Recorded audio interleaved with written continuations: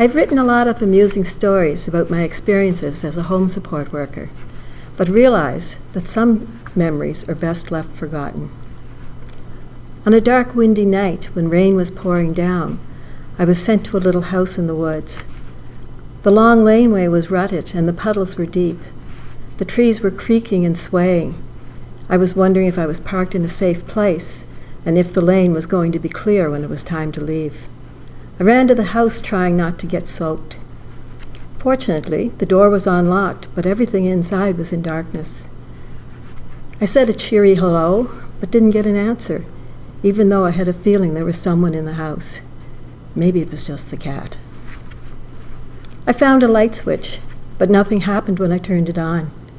A second light switch didn't work either, but I didn't give up. It was not unusual that overhead light bulbs didn't get replaced in seniors' homes. I was letting my imagination get the better of me. I remembered a movie where power lines were cut and someone was hiding inside the house. Finally, I found a lamp in the middle of the living room. It worked, and the room was flooded with light, but as I turned around, I saw a life-size doll in a chair behind me. It looked like a dead child. I screamed. It was then that I heard a squeaky little voice coming from the bedroom.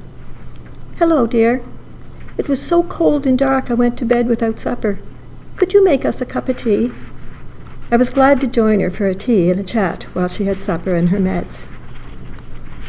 A few months later, on a beautiful summer day, I was back at the same house. The client's son and his wife were visiting and doing some general work around the house and yard. They were also trying to find the source of an odor in the house.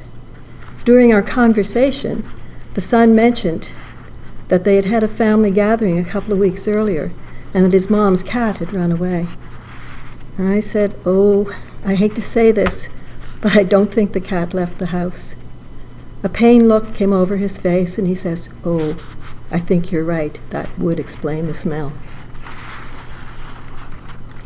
I've always hated being lost and late with no backup. I was once sent to find a house which was described as being down an old logging road.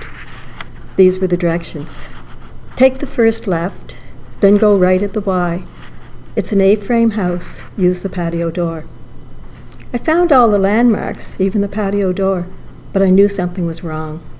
It looked like I had arrived in a grow-up, and there was a very large barking dog running in my direction.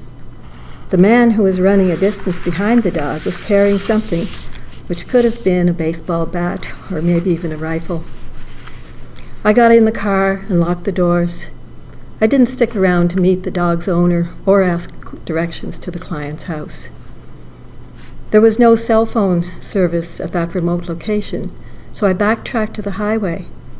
After talking to the scheduler, I decided that the logging road was the first left. I set out again, and this time I continued past where I'd previously turned and found another Y in the road.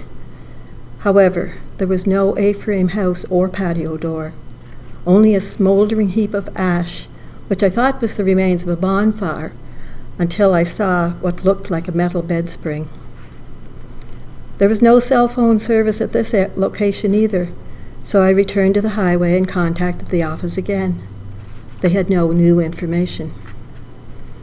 The scheduler offered to call the client's house phone for more clear directions. I couldn't believe it. I certainly was not surprised when she came back on the line and told me that she didn't get an answer. I'm sure she didn't believe me that the house had burned down. I decided to go back to the property to see if the client might be in the woods or in one of the outbuildings. I had no idea what his mental or physical limitations were, but I knew if I was there, it was because someone had determined that he was not capable of independent living. My conscience wouldn't allow me not to go investigate further.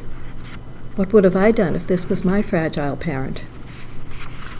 On my second trip in, I realized that there were power lines laying on the lane where I had previously driven. I was pretty shaken up, to say the least. I did a careful walk around the property, but I didn't find anyone, and there was no visible neighbors to question. I called the office again when I was back in cell phone range. The The scheduler suggested that I go to see another new-to-me client in the area to fill in the time before my next appointment. I said, no. You can dock my pay if you like. I really need a coffee break.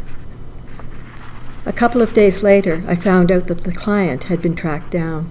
Fortunately, he had escaped the fire without injury. The person who had taken him in had left a message on his case manager's phone. However, the case manager was on holiday at the time. I never did meet that client.